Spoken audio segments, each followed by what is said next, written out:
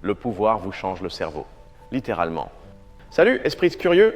Vous êtes-vous déjà demandé pourquoi cet ami promu au travail semble soudain différent? Ou pourquoi les politiciens donnent parfois l'impression de vivre sur une autre planète? Aujourd'hui, nous allons faire un voyage fascinant, non pas dans la politique, mais au plus profond de notre propre cerveau pour répondre à une question qui nous concerne tous. Le pouvoir nous change-t-il de l'intérieur?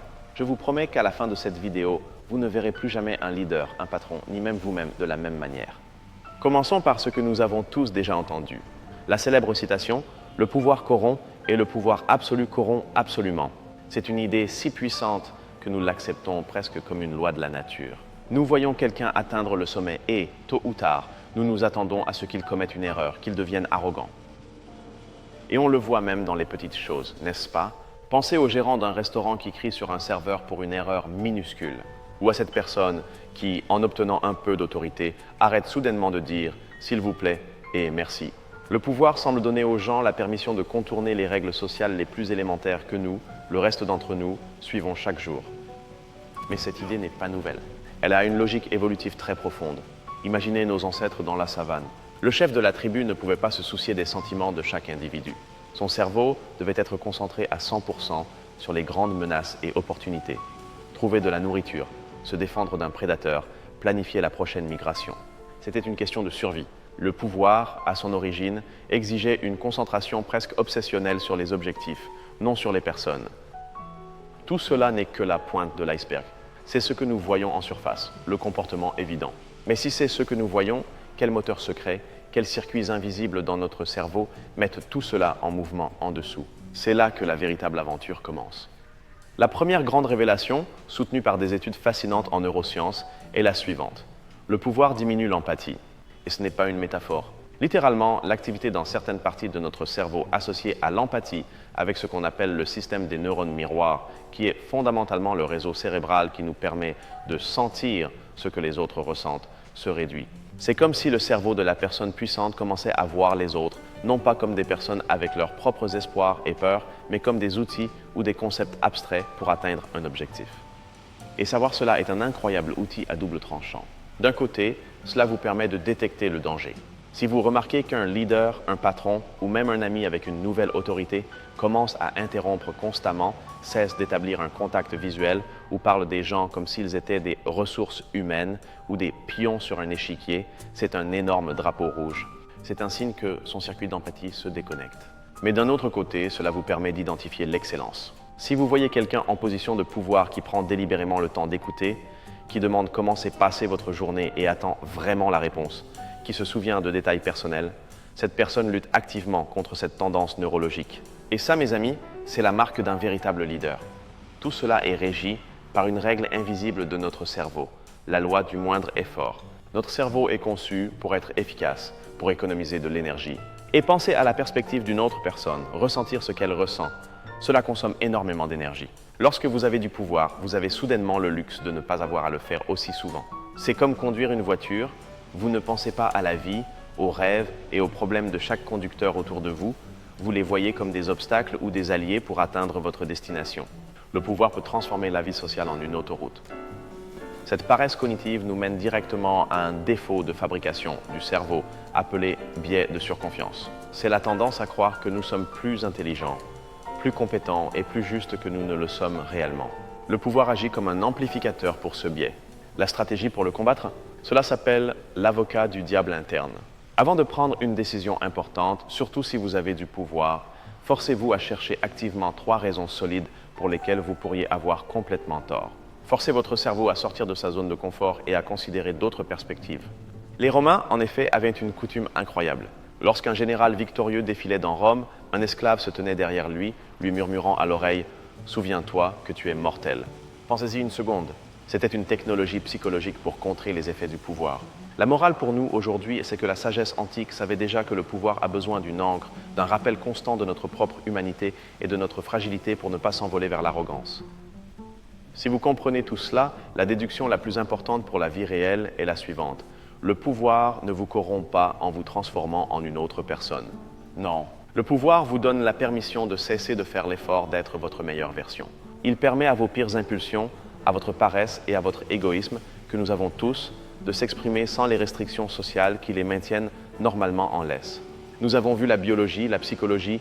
Il semble que nous ayons une réponse claire, n'est-ce pas? Eh bien, si vous pensiez qu'en comprenant la neuroscience, nous avions déjà tout compris, préparez-vous, car c'est là que l'histoire devient un véritable chaos. Et la première grande controverse est, la faute est-elle à la personne ou au système? Un camp dit que le problème vient des individus, qu'il y a des gens avec une prédisposition à la tyrannie et que le pouvoir leur donne simplement l'occasion de montrer leur véritable nature. L'autre camp argumente que non, que même la personne la plus bienveillante peut être corrompue par un système mal conçu. L'enjeu est fondamental. Pour le premier camp, c'est la responsabilité personnelle. Pour le second, c'est la nécessité urgente de redessiner nos organisations et nos gouvernements. Maintenant, nous allons défier une croyance populaire, le mythe du leader né. L'idée que certaines personnes sont simplement nées pour commander. La vérité est que la plupart des compétences en leadership s'apprennent. Mais pourquoi aimons-nous tant croire à ce mythe? Parce qu'il simplifie le monde.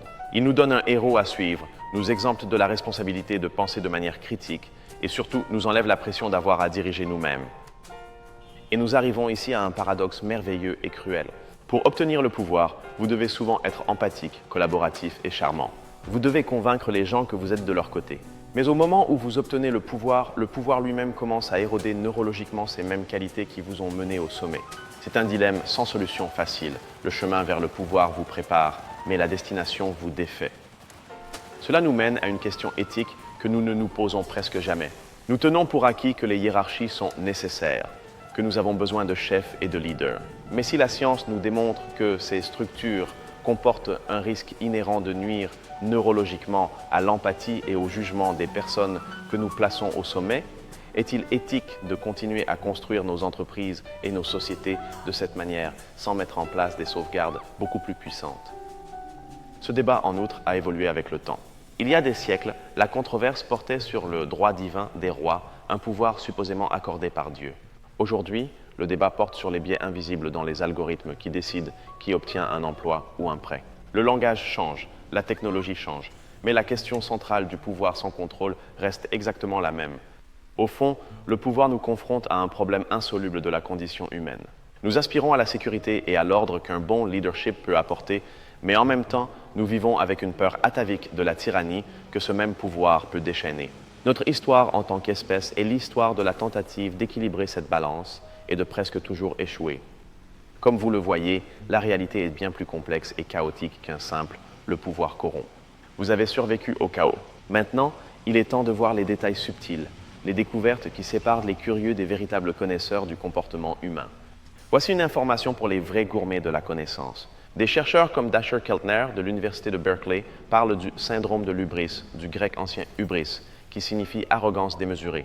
Ils ne le considèrent pas seulement comme un défaut de caractère, mais comme un syndrome acquis, avec des symptômes clairs, un mépris des conseils, une perte de contact avec la réalité et une foi quasi messianique en son propre jugement. Ils le décrivent presque comme un trouble de la personnalité temporaire induit par le pouvoir. Pour comprendre un mécanisme cérébral clé, utilisons une analogie. Pensez à une partie de votre cerveau appelée le cortex orbitofrontal. C'est comme le PDG de vos impulsions. Il examine vos idées les plus folles et dit « Non, c'est une idée terrible, ne fais pas ça ». Le pouvoir est comme un flux constant de rapports incroyablement positifs et d'applaudissements qui arrivent au bureau de ce conseiller.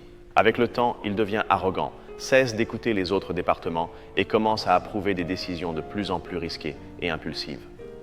Et nous devons parler d'un héros secret dans cette histoire, Dasher Keltner lui-même. Dans une étude désormais classique, que l'on pourrait appeler l'étude du monstre au biscuit, il a réuni des groupes de 3 étudiants. À l'un d'eux était attribué aléatoirement le rôle de leader. À mi-chemin de la tâche, on leur apportait un plat avec 4 biscuits. Devinez ce qui se passait presque toujours?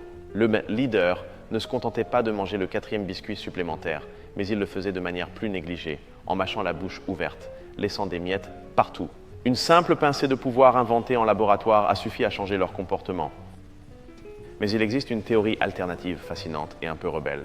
Certains psychologues sociaux suggèrent que le pouvoir ne change pas tant la personne, mais qu'il agit plutôt comme un libérateur. Ils soutiennent que nos personnalités et nos tendances sont déjà là, mais que la vie en société nous oblige à les réprimer.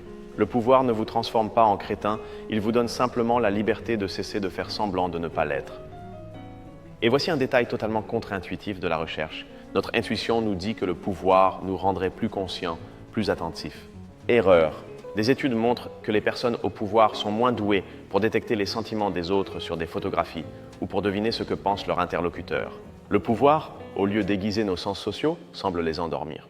Et le dernier détail qui connecte tout est le neurotransmetteur dopamine, la molécule du plaisir et de la récompense. Chaque fois que vous prenez une décision et qu'elle se passe bien, votre cerveau reçoit une décharge de dopamine. Lorsque vous avez du pouvoir, vous prenez plus de décisions et souvent, les gens vous disent qu'elles sont géniales.